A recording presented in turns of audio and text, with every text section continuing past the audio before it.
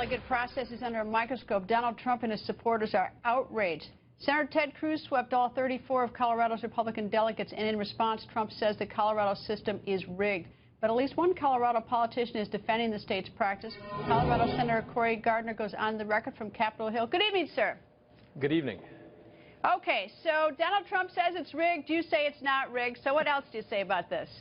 Well, look, this is a grassroots process. This has been in effect for about 100 years in Colorado.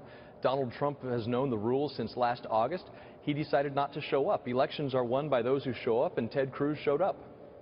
So why do you think there's so much, so much heat on this? And you've got that tweet from someone who apparently is, at least reports to be part of the Colorado Republican Party about getting Trump. Yeah, look, there's an investigation into the tweet that went out after the nomination was secured by, at least the number of delegates secured by Ted Cruz. But the bottom line is this.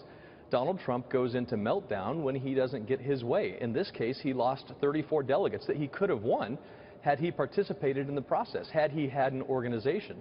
Look, Colorado is not taken by celebrity or flash. It's taken by workhorses, and Ted Cruz proved to be the workhorse that won these delegates, 34 of them. I was on the floor of the convention the entire day, talked to hundreds of supporters, delegates, talked to dozens of Trump supporters, dozens of Kasich and Cruz supporters. Not one of them complained about the process to me. In fact, Donald Trump's own surrogate didn't complain about the process until they lost all 34 because they didn't do the work.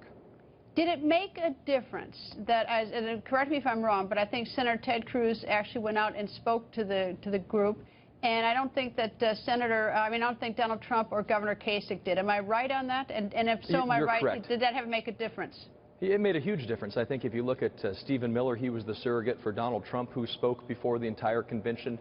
Senator John Sununu, who spoke before the entire convention. Look, they both addressed the convention and delegates twice during the 2 days of the process.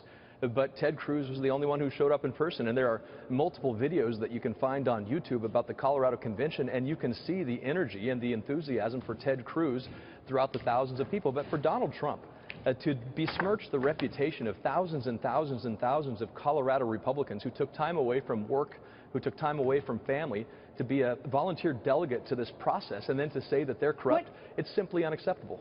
As an aside, what happened last August to the straw poll?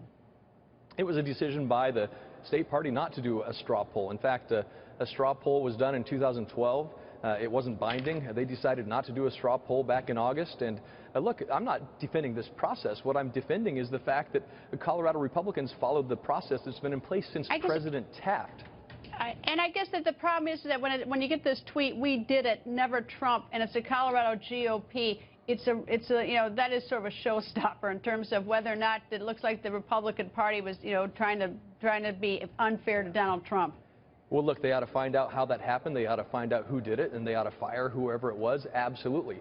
But I don't think that means that you turn around and you issue death threats to the chairman of the Colorado Republican Party. I don't think it turns around and you call the 65,000 people. Were there death threats? Absolutely, there have been death threats. God.